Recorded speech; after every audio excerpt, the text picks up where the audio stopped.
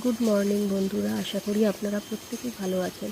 সকাল থেকে কি বৃষ্টি শুরু হয়েছে। এদিকে ছেলেটার স্কুল আছে, স্কুল যাবে কি করে সেটাই চিন্তা করছি। এদিকে রান্নাও বসিয়ে দিয়েছি সকালবেলা উঠে।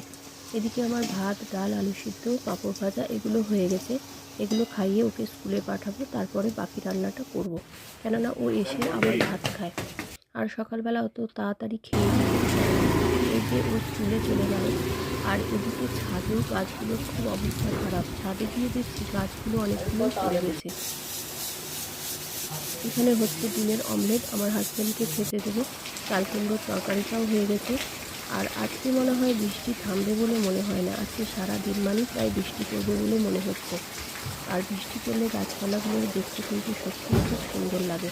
আর ছাদে দেখুন গাছগুলোর কী অবস্থা হয়েছে, কতগুলো টব ছাদে পড়ে গেছে। তো আজকের ভিডিওটা এখানেই শেষ করছি। আজকের ভিডিওটা আপনাদের কেমন লাগলো